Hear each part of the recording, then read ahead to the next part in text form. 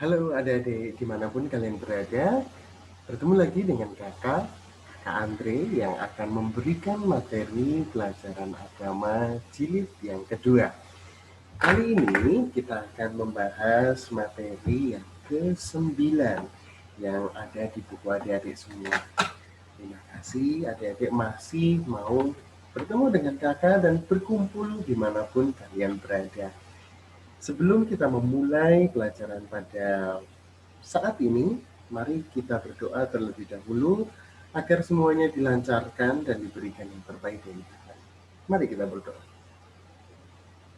Bapa yang Maha Kasih yang bertata dalam kerajaan surga yang mulia, terima kasih Tuhan atas berkat kasih yang Kau-berikan kepada kami sepanjang hari ini. Terima kasih atas makanan rezeki yang Kau-berikan kepada kami, sehingga kami dapat menghidupi kehidupan jasmani kami. Pada kesempatan kali ini, kami bersama-sama dengan anak-anak-Mu yang tersambung melalui materi streaming ini. Kami berdoa, Bapa, kami akan melaksanakan pelajaran agama. Berikanlah kami hikmat seperti Engkau memberikan hikmat kepada Raja Salomo, sehingga kami dapat memahami, dapat mengerti apa yang Engkau berikan. Kami juga berdoa bagi teman-teman kami yang pada saat ini belum bisa mengikuti materi pada saat ini. Kami percaya bahwa mereka akan mendapatkan materi, mereka juga akan mendapatkan penguatan yang berasal daripada-Mu. Kami juga berdoa, Bapa, untuk saudara-saudara kami yang sekarang sedang sakit, yang terbaring di rumah sakit maupun yang di rumah. Kami berdoa untuk mereka, pulihkanlah mereka, berikanlah mereka yang terbaik. Bagi saudara-saudara kami yang sekarang sedang terkena bencana alam, yang sedang berduka cita dan yang sedang berpatah hati, kami berdoa untuk mereka, ringankanlah penderitaan mereka. Bapa yang Maha Kasih, doa yang amat dari sempurna ini kami haturkan dengan penuh kepercayaan berdasarkan kehendak Putra-Mu yang tunggal, Tuhan kami, Yesus Kristus. Amin. Baik adik-adik yang ada dimanapun, kakak tahan dirinya untuk selalu mengingatkan karena ini masih situasi pandemi di mana kita harus tetap menjaga kesehatan dimanapun kalian berada. Sekolah masih belum masuk dan materi juga terbagi dari yang langsung maupun daring seperti ini.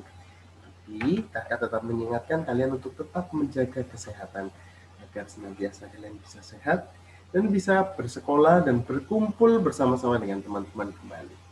Oke? Nah, materi pada saat ini itu dari materi yang ke-9 yang berjudul Perjumpaan dengan Tuhan Yesus dapat menyebabkan perubahan sikap. Nah, materi ini kakak juga sudah menyediakan slide PowerPoint di mana teman-teman dapat melihat semuanya bersama-sama. Begitu kakak akan share terlebih dahulu.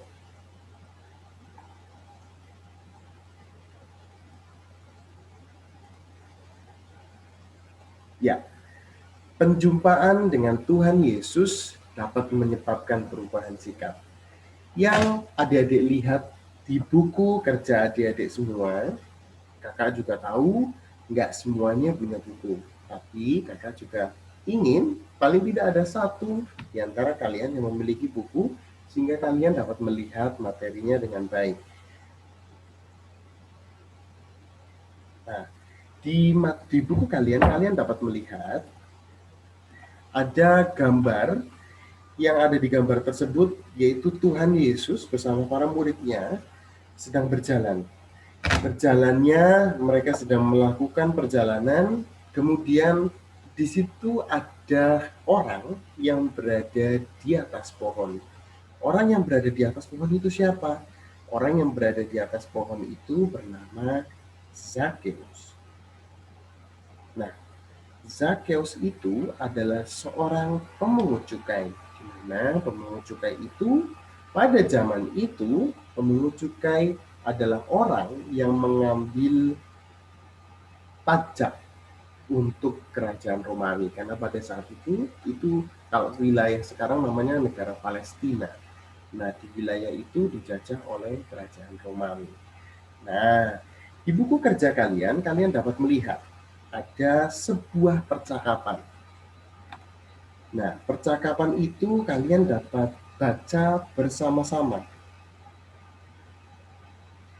Nah, di dalam percakapan tersebut ada seorang ayah, seorang penjunat, dan ada seorang pencerita, ada Baruk, dan di situ ada pemungut cukai juga. Kalian bisa membacanya di buku kalian. Silakan. Kakak persilahkan kalian untuk membacanya terlebih dahulu.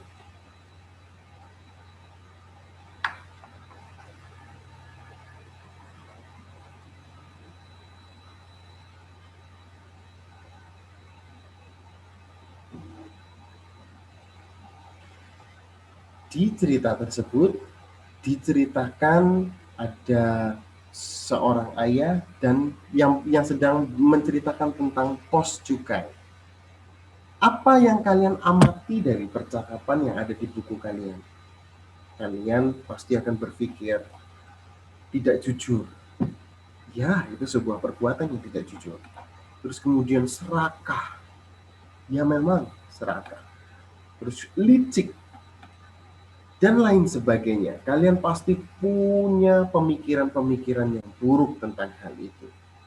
Nah, di mana pada zaman tersebut seorang pemungut cukai itu adalah seseorang yang bekerja di Departemen Keuangan untuk pemerintahan Romawi atau penjajah di tanah tersebut, dan menarik pajak dari rakyat Palestina yang sekarang namanya Palestina, daerah itu, dan dikirim ke kerajaan Romawi sebagai upeti atau sebagai karena penjajah pasti mereka akan menarik keuntungan. Nah, banyak orang Yahudi pada saat itu sangat membenci pemungut cukai dan menganggap bahwa mereka jahat dan berdosa. Banyak di antara pemungut cukai itu memperkaya dirinya sendiri dengan memungut cukai berlebih dan memperkaya dirinya sendiri. Zakheus adalah seorang pejabat pemungut cukai. Jadi dia bukan hanya seorang pemungut cukai, tapi dia juga seorang pejabat di mana memiliki bawahan pemungut cukai yang lain. Nah, itu berada di kota Yeriko yang memiliki jabatan yang cukup tinggi, sehingga dia juga memiliki kekuasaan yang tinggi untuk menarik cukai yang berlebih. Nah, sekarang kalian berlanjut di buku kalian, di situ ada tugas yang kedua. Nah, di tugas yang kedua itu ada gambar dan ada ceritanya. Mari kita baca bersama-sama agar kita bisa mengerti alur dari cerita tersebut.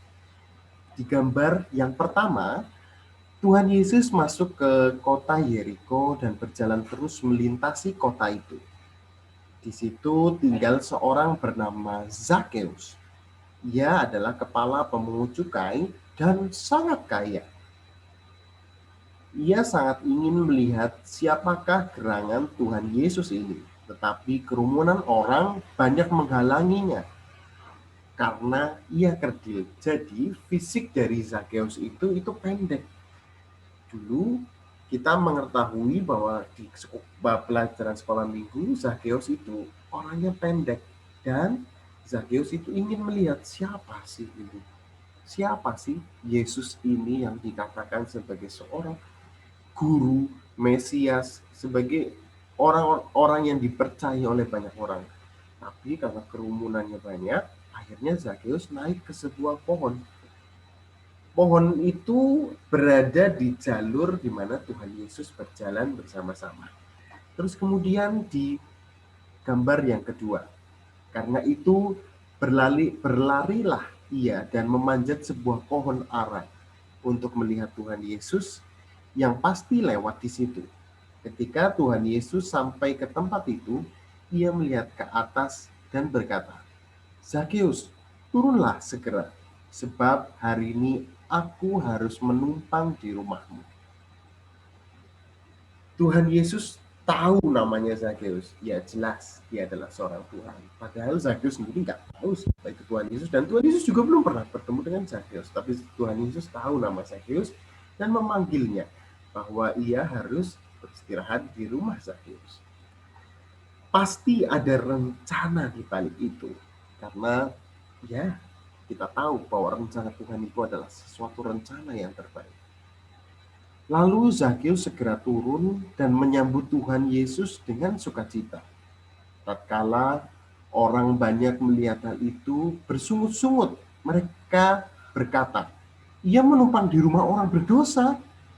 Tapi Zakheus berdiri dan berkata kepada Tuhan, "Tuhan, setengah dari milikku akan kuberikan kepada orang miskin, dan sekiranya ada sesuatu yang kuperas dari seseorang, akan kukembalikan 4 kali lipat."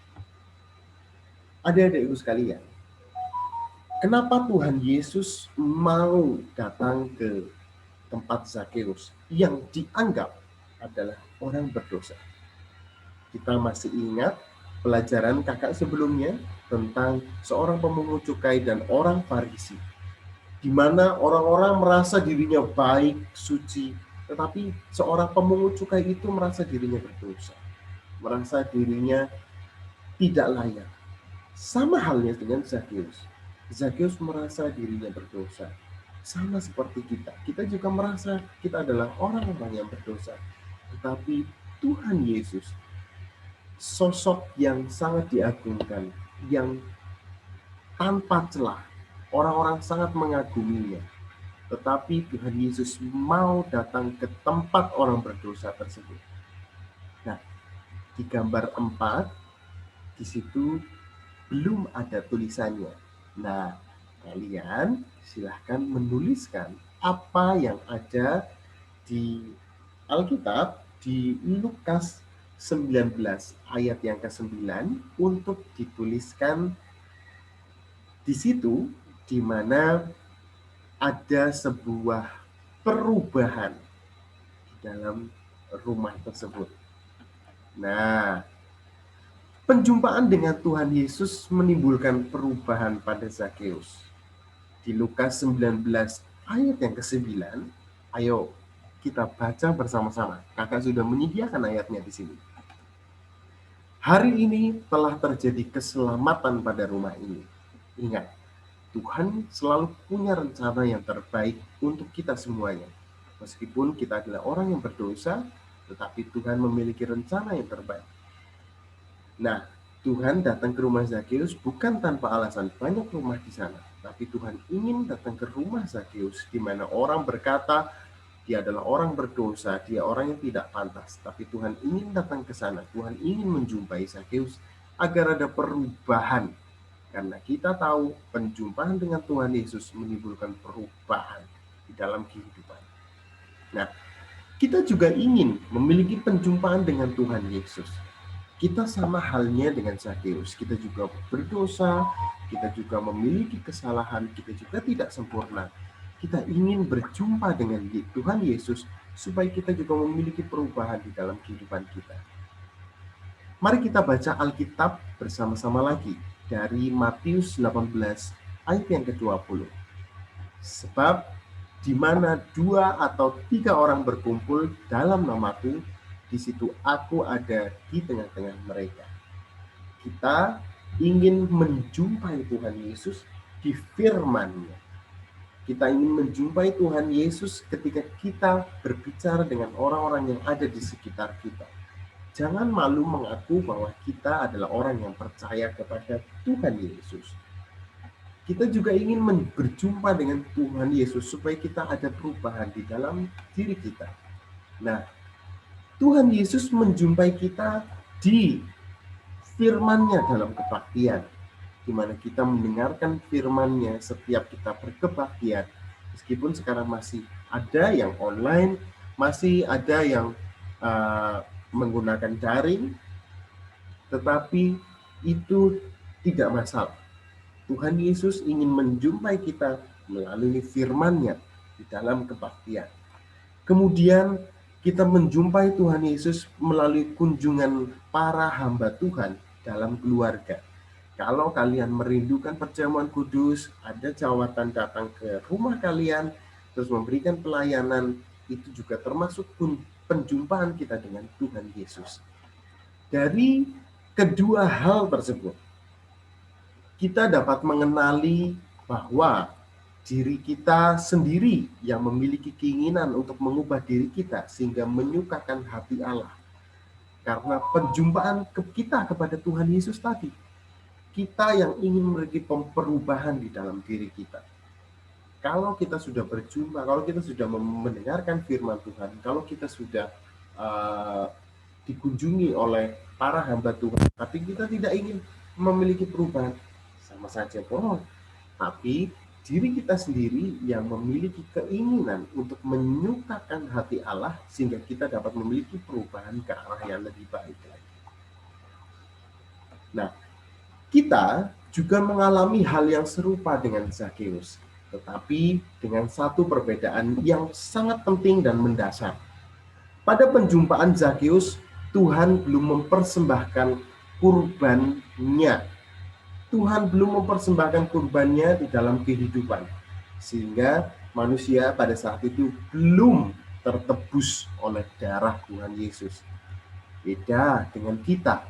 Kita saat ini memiliki penjumpaan dengan Tuhan Yesus, menerima hal yang lebih besar dalam penjumpaan kita karena kita telah tertebus oleh darahnya, dan itu adalah keselamatan yang terbesar yang kita terima daripada Zakheus. Banyak orang yang sudah berjumpa dengan Tuhan Yesus, banyak orang yang sudah datang ke gereja, tapi mereka belum memiliki penjumpaan secara pribadi dengan Tuhan Yesus. Dia belum percaya bahwa Tuhan Yesus adalah juru selamatnya. Seperti halnya adik-adik, seseorang yang berbelanja ke Alfamart atau Indomaret misalnya. Nah, di sana tahu-tahu ketika dia sudah berada di kasir, ada orang datang, udah ini nggak usah dibayar. Biar saya yang bayar saja. Ada seseorang yang datang seperti itu. Sama halnya seperti Tuhan Yesus. Kita melakukan dosa, ingat, dosa adalah maut. Di mana maut itu tidak terbatas oleh ruang dan waktu. Maut itu akan menyerang kita. Bukan hanya mati secara fisik, tapi jiwa kita, roh kita berada di alam maut, dan itu sangat menyakitkan sekali.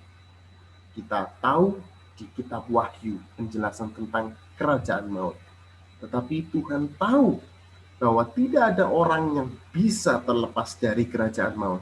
Maka dari itu, Tuhan Yesus datang kepada kita supaya kita bisa tertebus olehnya. Kita tidak ingin berbuat kesalahan lagi. Kita tidak ingin berbuat dosa lagi. Karena ketika kita memiliki penjumpaan dengan Tuhan Yesus, kita sadar bahwa kita ini adalah orang yang berdosa dan sudah menyakiti dan mendukakan hati Allah. Kita ingin berubah dan ingin merubah sikap kita, merubah kehidupan kita supaya kita jadi lebih baik lagi. Nah, Tuhan Yesus kita sudah terbebaskan dari jerat dosa. Kita sudah dimerdekakan oleh Tuhan Yesus. Nah, perubahan sikap seperti apa yang kita harus lakukan dengan penjumpaan kita bersama dengan Tuhan Yesus? Mari kita renungkan bersama-sama. Kalian bisa tuliskan di catatan kalian, di buku kalian, dan kalian bisa ungkapkan kepada guru sekolah agama kalian masing-masing yang berada di rumah. Katakan, penjumpaan seperti apa yang ingin kalian perubahan seperti apa yang ingin kalian lakukan setelah kalian berjumpa dengan Tuhan Yesus. Berjumpanya melalui kebaktian, berjumpanya melalui pelayanan, berjumpanya melalui firman-firman Tuhan yang kalian baca. Mari kita renungkan bersama-sama. Oke? Nah, sekarang sudah selesai materinya, tugasnya juga sudah ada. Kalian tinggal menulis catatan dan menyampaikan kepada guru agama kalian masing-masing di rumah. Materinya sudah selesai, masih ada lanjutan materi yang lain. Nanti kita akan bertemu kembali di materi yang selanjutnya. Untuk mengakhiri sesi materi pada saat ini, mari kita berdoa bersama-sama agar kita memiliki kekuatan untuk bisa berjumpa dengan Tuhan dan dapat merubah sikap kita jauh lebih baik lagi. Mari kita berdoa. Allah Bapa yang Maha Kasih yang bertahta dalam kerajaan surga yang mulia. Terima kasih Tuhan atas materi, atas firman yang Kau berikan kepada kami, sehingga kami dapat memiliki penjumpaan dengan Tuhan Yesus Kristus. Kita ingin menjadi serupa dengan Tuhan Yesus Kristus. Kita ingin berubah menjadi pribadi yang lebih baik lagi. Kita ingin berjumpa secara pribadi dengan Tuhan, sehingga dapat merubah kehidupan kita jauh lebih baik lagi. Kami juga mendoakan Tuhan bagi mereka, teman-teman kami, keluarga, saudara kami yang belum berjumpa secara pribadi dengan Tuhan. Kami mendoakan mereka agar mereka berjumpa dengan Tuhan, menjumpai Tuhan secara pribadi, sehingga mereka dapat menerima Tuhan Yesus dengan sepenuhnya. Kami juga berdoa Tuhan bagi teman-teman kami yang masih belum memiliki kesukaan. Kami berdoa untuk mereka agar mereka memiliki kesukaan dan kemauan untuk bisa menerima apa yang Engkau berikan. Kami berdoa juga bagi negara kami. Berikanlah negara kami kemakmuran kemampuan sehingga anak-anakmu di seluruh Indonesia ini dapat hidup aman, tentram, dan damai. Kami juga berdoa untuk saudara-saudara kami yang sedang kesusahan, yang sedang kelaparan, yang sedang menderita, yang sedang memiliki banyak permasalahan. Kami berdoa untuk mereka, agar mereka diringankan bebannya, agar mereka dapat berjalan hidup dengan sebaiknya. Kami juga berdoa untuk orang tua kami, berkatilah mereka. Berikanlah mereka berkat kasih-Mu, sehingga mereka dapat memberikan yang terbaik untuk keluarga dan kami semua. Kami serahkan Tuhan, hidup dan kehidupan kami ke dalam tangan kasih-Mu. Kami juga mengaturkan persekutuan dengan para rasul-Mu. Kami juga mengaturkan doa yang amat jauh dari sempurna ini ke dalam tangan kasih-Mu, dan Engkau berkenan memberikan lebih dari apa yang mampu kami sampaikan. Semuanya Tuhan kami landaskan berdasarkan kehendak Putra-Mu yang tunggal, Tuhan kami, Yesus Kristus. Amin. Baik adik-adikku semua, terima kasih sudah mengikuti materi pada saat ini. Kalian sudah diberikan tugas dan kalian silakan kerjakan dan berikan itu kepada guru sekolah agama kalian.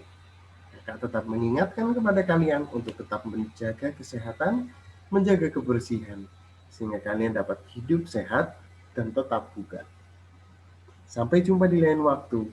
Tuhan memberkati.